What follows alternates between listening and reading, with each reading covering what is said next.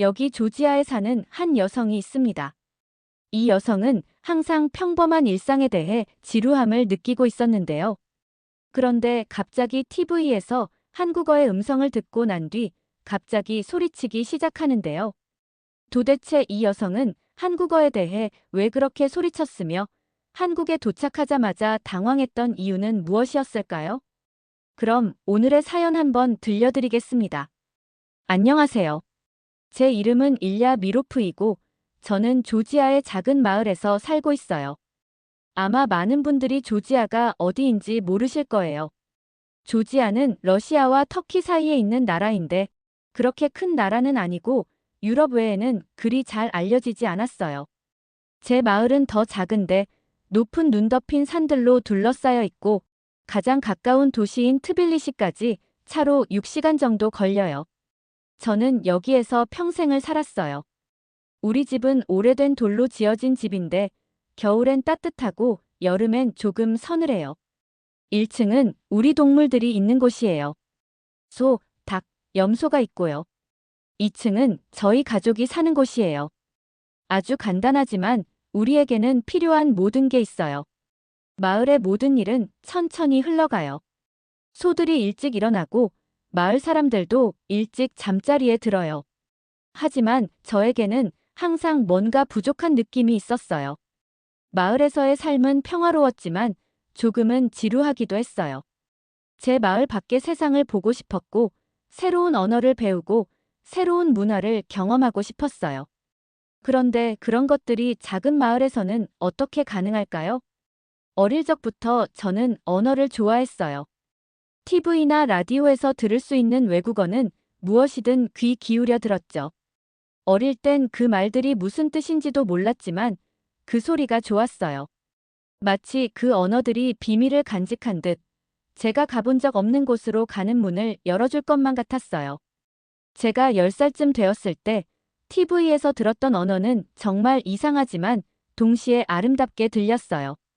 러시아어나 조지아어, 심지어 영어랑도 전혀 다른 느낌이었어요. 그게 무엇인지 전혀 몰랐지만 그냥 알고 싶었어요. 그때 엄마에게 물었어요. 저 언어가 뭐예요?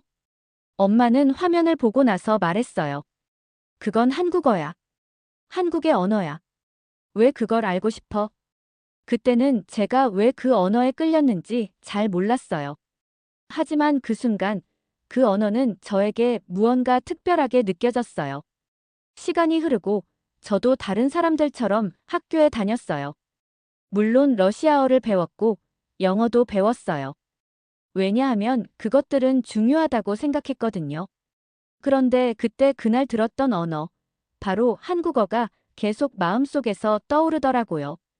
17살 때 저는 친구 나티아를 만나러 갔어요. 그녀는 거실에서 노트북으로 뭔가를 보고 있었어요. 저는 잠시 멈춰서 그 화면을 보았고 갑자기 심장이 뛰기 시작했어요. 이게 뭐야? 제가 궁금해서 물었어요. 이거. 나티아가 저를 보고 말했어요. 한국 드라마야. 한국 드라마. 그게 뭐지? 하지만 화면을 더 많이 보고 있을수록 저는 눈을 뗄 수 없었어요. 사람들이 한국어로 말하고 있었고 그 소리가 그동안 듣고 싶었던 바로 그 언어였어요. 소리 좀 더 크게 틀어줄래? 더 듣고 싶어. 나티아는 웃으면서 말했어요. 너 정말 좋아할 거야. 그게 시작이었어요. 다음 날, 저는 온라인에서 한국 드라마를 찾아봤어요. 드라마를 볼수록 점점 더 빠져들었어요. 하지만 그때부터는 더 이상 그냥 보기만 할 수 없었어요. 저는 그 언어를 배우고 싶었어요. 그들이 하는 말을 자막 없이도 다 이해하고 싶었어요. 그래서 스스로 공부하기 시작했어요. 그때는 한국어를 읽을 수는 없었지만 소리로 그 언어의 느낌을 알 수 있었어요. 쉽지는 않았지만 뭔가 맞는 느낌이었어요. 단어를 반복할 때마다 뭔가 중요한 걸 조금씩 배우고 있는 것 같았어요. 어느 날 밤, 제가 제 방에서 연습하고 있는데 엄마가 들어왔어요. 엄마는 놀란 표정으로 말했어요. 일야, 이게 다 뭐야? 엄마가 진지하게 물었어요. 저는 얼떨결에 멈췄어요. 엄마가 제가 시간을 낭비한다고 생각할까봐 걱정되었어요. 아니에요, 엄마. 그냥 드라마 보고 있었어요. 제가 재빨리 대답했어요. 그런 이상한 말을 몇 시간째 하고 있어. 그건 한국어예요. 제가 수줍게 고백했어요. 한국어? 왜? 그걸 배우는 게 무슨 의미가 있어? 여기서 무슨 도움이 되겠어? 엄마는 눈살을 찌푸리며 말했어요. 영어랑 러시아어를 배우는 게 더 중요해. 그런 언어들만 배우면 돼. 저는 그저 설명하려 했어요. 저는 그게 좋아요. 그게 중요한 느낌이 들어요. 엄마는 고개를 저으며 말했어요. 우리는 그걸 필요하지 않아. 중요한 언어들에 집중해야 해. 그 말을 듣고 기분이 상했어요. 하지만 상관없었어요. 엄마가 할수록 저는 더 결심이 굳어졌어요. 이건 낭비가 아니었어요. 언젠가는 한국어를 배우는 게 저에게 문을 열어줄 거라는 걸 알았어요. 그것이 저를 새로운 곳으로 이끌어줄 거라는 걸 믿었어요. 그리고 아무도 그게 가치 없다고 말하게 하지 않을 거예요. 제가 18살이 되자 제 인생에서 모든 것이 변하기 시작했어요. 저는 트빌리시로 이사를 갔어요. 큰 도시에서 대학 생활을 시작하기 위해서였죠. 제 마을은 이 바쁜 도시와 비교하면 정말 뒤처지는 느낌이었어요. 거리는 사람들로 가득했고 높은 건물들은 하늘에 닿을 듯 했어요. 하지만 그런 흥분 속에서도 조금은 낯설고 어색한 기분이 들었어요. 이렇게 빠르게 흘러가는 삶에 적응하기가 힘들었거든요. 저는 언어를 공부하고 싶었어요. 하지만 제가 다니는 대학에는 한국어 전공이 없었어요. 한국어 학과도 없었죠. 방법을 찾아야 한다는 걸 알았어요. 그래서 동아시아학 프로그램에 등록했어요. 정확히 제가 원하던 프로그램은 아니었지만 적어도 세상과 언어에 대해 더 배울 수 있는 한 걸음은 되는 거니까요. 대학교에서 공부하는 동안 저는 여유가 있을 때마다 한국 드라마를 계속 봤어요. 드라마를 볼수록 점점 더 이해가 가기 시작했어요. 그 언어가 제 머릿속 깊이 들어오는 느낌이었죠. 어느 날 저녁, 제가 기숙사 방에 앉아 있을 때 중요한 걸 기억해냈어요. 트빌리시에서 한국어를 가르치는 어학원이 있다는 소식을 들었던 거예요. 전화를 집어들고 바로 확인해봤어요. 학교는 좀 멀었지만 상관없었어요. 저는 얼마든지 그만큼 이동할 준비가 되어 있었어요. 다음 날, 저는 그 학교에 갔어요. 작은 곳이었지만 사람들이 친절했어요. 선생님이 제가 들어오자 미소를 지으면서 물었어요. 그래서 왜 한국어를 배우고 싶어요? 저는 조금 긴장하면서 그녀를 바라봤어요. 그냥 그 언어가 정말 좋아요 라고 대답했어요. 그녀는 고개를 끄덕였어요. 그럼 당신이 인내심이 있는지 볼 거예요. 한국어는 좀 어려울 수 있지만 진심으로 배우고 싶으면 할 수 있을 거예요. 그날 저는 수업에 등록했어요. 신났지만 동시에 조금은 두려웠어요. 처음에는 수업이 정말 힘들었어요. 한국어는 제가 배운 어떤 언어와도 달랐어요. 하지만 새로운 단어나 문장을 이해할 때마다 조금씩 큰 것에 가까워지는 느낌을 받았어요. 힘들었지만 그건 가치 있는 일이었어요. 더 많이 배우기 위해 저는 수업 외에도 계속 연습했어요. 어느 날 수업을 시작한 지 약 3개월 후 저는 새로운 도전을 해볼 용기가 생겼어요. 동네 카페에 앉아 있다가 게시판에서 구인 광고를 봤어요. 한국어를 할 수 있는 가이드를 찾고 있다는 글이었죠. 이게 제 기회일까요? 한국어를 사용할 수 있는 직업이라니. 저는 바로 전화를 걸었어요. 안녕하세요. 한국어 할 수 있나요? 라고 사장님이 물었어요. 네, 할 수 있어요. 제가 긴장하지 않으려고 애쓰며 대답했어요. 그럼 내일 인터뷰 보러 오세요. 전화 너머의 목소리가 말했어요. 전 너무 흥분해서 손이 떨렸어요. 다음 날, 저는 그 사무실에 갔어요. 작은 곳이었고, 사장님은 중년의 남자분이었어요. 저를 보고 미소를 지으며 말했어요. 그럼 한국어로 자기소개를 해주세요. 저는 깊게 숨을 쉬고 말했어요. 안녕하세요. 제 이름은 일야입니다. 저는 20살이고 한국어를 2년 동안 공부했습니다. 완벽하지는 않았어요. 발음도 완벽하지 않았지만 최소한 소통할 수 있을 정도였어요. 사장님은 놀란 표정을 지었어요. 생각보다 잘하시네요. 사장님이 말했어요. 언제 시작할 수 있죠? 믿기지 않았어요. 한국어 덕분에 제가 일자리를 얻었어요. 그 다음 몇 주는 정말 멋졌어요. 저는 트빌리시를 방문하는 한국 관광객들을 위한 가이드로 일하기 시작했어요. 처음엔 조금 긴장했지만 한국어를 말하는 게 정말 기뻤어요. 제 나라의 아름다움을 관광객들에게 전달할 수 있다는 게 자랑스러웠어요. 때때로 저는 현지 TV 방송국에서 한국어 통역을 하기도 했어요. 상상도 못한 일들이었죠. 그리고 믿을 수 없는 일이 일어났어요. 첫 달 일한 급여로 30만 원을 받았어요. 조지아에서는 엄청난 금액이었죠. 제 마을 사람들이 벌어들인 돈의 20배에 해당하는 금액이었어요. 저는 급여를 보고 믿을 수가 없었어요. 이게 정말 제 건가요? 제가 사장님에게 물었어요. 네, 사장님이 미소를 지으며 말했어요. 한국어를 할 수 있는 가이드는 찾기 힘들어요. 당신은 그만큼 벌었어요. 저는 엄마에게 전화할 수밖에 없었어요. 제가 사랑하는 언어로 이렇게 많은 돈을 벌었다고 말하고 싶었어요. 엄마에게 그 사실을 말했을 때 전화 너머로 오랜 침묵이 흘렀어요. 그러고 나서 엄마가 말했어요. 정말 해냈구나. 그렇지? 네, 엄마, 저는 자랑스러움이 느껴지며 말했어요.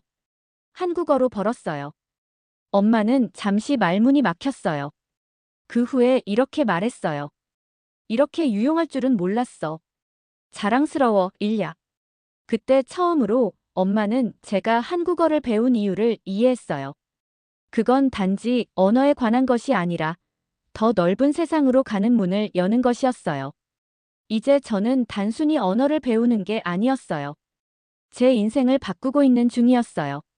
마을에서 조용하게 살던 제 삶은 갑자기 새로운 경험과 놀라움으로 가득 찼어요. 익숙한 것들을 떠나 신나면서도 도전적인 새로운 세상에 발을 들였죠. 하지만 그 모든 성공에도 불구하고 저는 여전히 더 많은 것을 발견하고 싶다는 느낌을 떨칠 수 없었어요. 한국에 가고 싶었어요. 그 나라를 직접 경험하고 싶었어요. 드라마에서만 보고 책에서만 읽었던 그곳들을 보고 싶었어요. 어떻게 될지 모르지만 저는 준비가 되어 있었어요. 그리고 이제는 더 큰 꿈을 이루기 위해 한 걸음을 내딛고 싶었어요. 한국은 저를 기다리고 있었어요. 한국에 가는 생각은 처음에는 꿈처럼 시작되었어요. 어느 날 밤, 저는 작은 아파트에서 침대에 앉아 저의 통장을 바라보며 생각에 잠겼어요. 그동안 모은 금액은 나쁘지 않았지만 모든 걸 커버하기에는 부족했어요. 저는 전화를 들고 엄마에게 전화를 걸었어요. 제가 얼마나 저축을 했고 이제 한국에 가고 싶다는 이야기를 했어요. 엄마는 걱정하는 목소리로 말했어요. 정말 괜찮겠어, 일야? 엄마가 물었어요. 그게 너무 멀잖아. 만약 무슨 일이 생기면 어쩌려고? 저는 괜찮아요, 엄마. 제가 자신감 있게 대답했어요. 이제는 그 다음 단계가 필요해요. 항상 한국을 보고 싶었고 이제 그걸 할 때가 됐어요. 엄마는 잠시 침묵하다가 말했어요. 알겠어요. 하지만 조심해요. 안전이 제일 중요하니까. 걱정하지 마세요, 엄마. 조심할게요. 이건 제가 해야 할 일이에요. 그 대화 이후 저는 결심을 했어요. 한국에 가기로 했어요. 저는 그 다음 몇 주 동안 한국에 대해 필요한 모든 정보를 조사했어요. 어느 날 제가 자주 가는 카페에 앉아 있을 때 관광객 2명이 대화하는 걸 들었어요. 그들은 워킹 홀리데이 비자에 대해 이야기하고 있었어요. 한국에서 1년 동안 살고 일할 수 있는 프로그램이었죠. 워킹 홀리데이 비자에 대해서는 들어본 적이 있었지만 제 자신이 신청할 생각은 하지 못했었어요. 전화를 집어들고 바로 더 많은 정보를 검색해봤어요. 알고 보니 조지아와 한국은 워킹 홀리데이 협정을 맺었어요. 믿을 수 없었어요. 저는 바로 신청 절차를 시작했어요.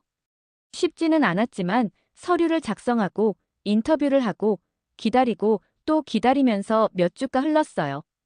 그리고 드디어 기다리던 소식이 왔어요. 제 비자가 승인되었어요. 저는 의자에서 벌떡 일어나 전화를 들고 엄마에게 전화했어요. 엄마, 비자 받았어요. 한국에 가요. 엄마는 놀랐지만 기뻐하셨어요. 정말 자랑스럽다, 일야. 다만, 조심하고 연락은 꼭 해줘. 알겠어요, 엄마. 약속할게요. 그 다음 몇 주는 정신없이 지나갔어요. 짐을 싸고 친구들과 가족들에게 작별 인사를 하면서 차분하려고 했지만 제 마음은 떨렸어요. 새로운 세계로 발을 내딛는다는 건 정말 큰 일이었어요. 엄마는 저를 꼭 안아주며 조언과 사랑의 말을 속삭였어요. 조심히 다녀와, 일야. 엄마가 말했어요. 내가 멋진 일을 할 거라는 걸 알아. 알겠어요, 엄마. 도착하면 전화할게요. 사랑해요. 저는 다양한 감정이 섞인 채로 말했어요. 비행기를 타고 나서 저를 감싸는 흥분의 물결을 느꼈어요. 안전벨트 불이 꺼지면서 창 밖을 보니 고향이 점점 작아지고 있었어요. 저는 항상 너무 멀게만 느껴졌던 그곳으로 가고 있었어요. 비행기는 정말 오래 걸린 것 같았지만 결국 그 순간이 왔어요. 우리는 인천국제공항에 착륙했어요. 비행기가 착륙하면서 제 가슴은 쿵쿵 뛰었어요. 드디어 도착했어요. 공항은 엄청 크고 밝았어요. 사람들은 빠르게 이동하고 있었고 저는 잠시 멈춰서서 그 모든 걸 바라봤어요. 모든 곳에 한국어로 된 표지판이 보였어요. 이제 저는 그 글씨들을 읽을 수 있었어요. 한국어를 배우기 위해 얼마나 열심히 노력했는지 기억이 났고 그 자리에서 바로 그것을 느낄 수 있었어요. 저는 표지판을 따라 출입국 심사대로 갔어요. 제 여권과 비자를 보여주었고 심사관이 제 여권에 도장을 찍으며 웃으셨어요. 한국에 오신 것을 환영합니다. 심사관이 한국어로 말했어요. 저는 가슴이 벅차오르며 대답했어요. 감사합니다. 저는 한국이라는 밝고 활기찬 세상으로 나갔어요. 불빛, 소리, 사람들 모든 게 조지아와는 달랐지만 그곳에서 느껴지는 감정은 너무나도 자연스러웠어요. 저는 이제 탐험을 시작하고 싶었어요. 보고 경험할 게 너무 많았고 그걸 드디어 경험할 준비가 되었어요. 비행기에서 내린 후 첫 번째로 한 일은 머물 곳을 찾는 일이었어요. 몇 달 동안 열심히 일해서 돈을 모았지만 처음 몇 달을 보내기에는 충분했지만 그 뒤를 생각하면 신중하게 써야 했어요. 홍대 근처의 조용한 동네에 있는 작은 게스트하우스를 찾았어요. 그곳은 방이 작았지만 저에게 딱 맞는 공간이었어요. 이 넓고 바쁜 도시에서 제 작은 공간이 생긴 느낌이었죠. 새 방에서 첫날 밤은 좀 이상했어요. 침대에 앉아 창문을 통해 도시의 불빛을 바라보며 시간을 보냈어요. 아래를 지나가는 차들의 소리와 가끔 들리는 사람들의 웃음소리나 대화 소리가 들렸어요. 마치 제가 영화 속 한 장면에 있는 것 같은 기분이었어요. 그때 그 장면을 조지아에서 TV로 본 기억이 나요. 하지만 이것은 현실이었어요. 저는 여기 한국에 있었죠. 다음 날 저는 이곳을 더 알아보기로 했어요. 홍대를 걸어다니며 이 동네의 느낌을 살펴봤어요. 거리에는 상점들, 카페들, 거리 공연자들이 가득했어요. 이런 장소들을 TV에서 많이 봤지만 직접 가보니 그 느낌이 전혀 달랐어요. 사람들은 한국어로 말하고 있었고 저는 그들을 이해할 수 있었어요. 대화를 따라가고 간판을 읽을 수 있었으며 필요할 때 길을 물을 수도 있었죠. 작은 카페에 들어가서 한국에서 처음 먹는 음식을 주문했어요. 비빔밥이었어요. TV에서 자주 듣던 음식이었죠. 카페는 아늑하고 간 요리한 음식 냄새가 제 배를 울리게 만들었어요. 웨이터가 미소를 지으며 저에게 그릇을 건넸어요. 그릇을 내려다보니 너무나도 화려하고 다채로워서 먹기 아까울 정도였어요. 다양한 채소와 밥, 매운 소스가 완벽하게 섞여 있었어요. 하지만 저는 그걸 먹었고 정말 맛있었어요. 그 맛은 제가 익숙한 것들과는 달랐지만 동시에 아주 친숙한 느낌이었어요. 점심을 먹은 후 저는 더 많이 걸어 다니며 이 도시의 거리에서 길을 잃기도 했어요. 건물들은 높고 거리는 복잡했지만 그 안에서 뭔가 차분함을 느낄 수 있었어요. 그러나 현실이 다가왔어요. 이 도시가 좋긴 했지만 저에게는 계획이 필요했어요. 저는 일자리가 필요했어요. 한국에 정착하려면 일할 곳이 있어야 했죠. 쉽지는 않았어요. 특히 어디서 시작해야 할지 모르겠더라고요. 한국어를 사용하고 싶긴 했지만 한국의 취업 시장은 경쟁이 치열했어요. 그 후 며칠 동안 저는 온라인에서 구직 활동을 하고 취업 알선 업체를 방문했어요. 답답한 순간들이 있었고 포기하고 싶었던 적도 있었어요. 그런데 어느 날 번역가 자리에 대한 광고를 봤어요. 국제 고객들과 일하는 회사에서 한국어와 영어를 모두 할 수 있는 사람을 찾고 있더라고요. 이건 완벽했어요. 제가 원했던 직업이었죠. 저는 이력서를 보내고 좋은 결과를 기대했어요. 며칠 후 인터뷰를 위해 오라는 이메일을 받았어요. 그 이메일을 보고 제 심장이 뛰었어요. 이 기회를 놓칠 수 없었죠. 그곳은 서울 중심에 위치한 세련된 현대적인 건물에 있었어요. 안으로 들어가니 사람들은 컴퓨터에서 작업하고 유창한 한국어로 대화하고 있었어요. 저는 기다리는 자리에서 긴장되면서도 설렘을 느꼈어요. 마침내 인터뷰방에 들어갔을 때 책상 뒤에 앉은 여성을 봤어요. 그녀는 웃으며 한국어로 저를 맞아주었어요. 우리는 제 배경, 한국어 경험, 그리고 미래의 목표에 대해 이야기했어요. 이 일과 이 나라와의 연결을 느꼈어요. 며칠 후 이메일을 받았어요. 그 회사에서 일을 하게 되었어요. 믿을 수 없었어요. 제가 해냈어요. 한국에서의 새로운 삶을 위한 첫걸음을 내디뎠어요. 그 후 몇 주는 정신없이 지나갔어요. 저는 회사에서 이메일과 문서 번역을 하고 회의도 돕기 시작했어요. 저는 꿈을 이루고 있었어요. 제가 사랑했던 언어로 일하고 있었죠. 그중 가장 좋았던 건 제가 이 삶을 스스로 만들어갔다는 거였어요. 저는 언어를 배우고 일을 찾고 한국을 제 집처럼 만들었어요. 힘들었지만 그만큼 값진 일이었죠. 저는 아직 배워야 할 것도 많고 볼 것도 많아요. 하지만 한 가지는 확실해요. 이제 더 이상 한국에 단지 여행으로 온 게 아니에요. 저는 여기서 살고 있어요. 그리고 이건 시작에 불과해요. 매일 아침, 저는 점점 더 제가 되고 싶은 사람에 가까워지고 있다는 생각에 설렘을 느꼈어요. 하지만 직장과 새 삶에 만족하고 있었지만 여전히 한 가지가 부족했어요. 바로 가족이었어요. 그들의 목소리, 함께 웃던 모습, 그리고 집에서 느끼는 익숙한 편안함이 그리웠어요. 어느 날 저녁, 서울에 있는 작은 아파트에서 앉아 있을 때 저는 이제 그들에게 전화를 걸기로 결심했어요. 전화를 들고 엄마에게 전화를 걸었어요. 화면이 켜지고 몇 번의 벨소리 후 엄마의 얼굴이 나타났어요. 안녕, 엄마. 저는 엄마의 얼굴을 보자마자 미소를 지으며 말했어요. 안녕, 일야. 엄마도 미소를 지으며 대답했어요. 잘 지내니? 한국은 어때? 한국은 정말 멋져요. 제가 말했어요. 여기 너무 좋아요. 모든 게 달라서 신기하지만 이제는 집처럼 느껴져요. 그 말을 듣게 돼서 정말 기뻐요. 엄마는 부드럽게 말했어요. 그래도 너무 그리워요.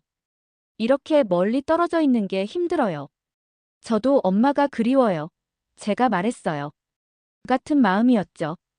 음식도 볼거리도 사람들도 엄마가 정말 좋아할 거예요. 엄마는 진지한 표정으로 저를 바라보았어요. 우리가 너를 방문하겠다고 했던 그 말. 우리가 가면 좋을 것 같구나. 이제는 우리가 한국에 가서 너를 방문할 때가 된 것 같아. 제 심장이 두근거렸어요. 이게 정말 가능할까요?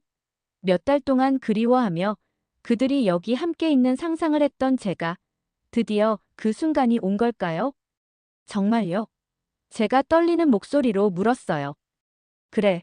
엄마가 미소를 지으며 대답했어요. 쉽지 않겠지만 우리가 할 수 있을 거야. 저는 제가 듣고 있는 게 믿기지 않았어요.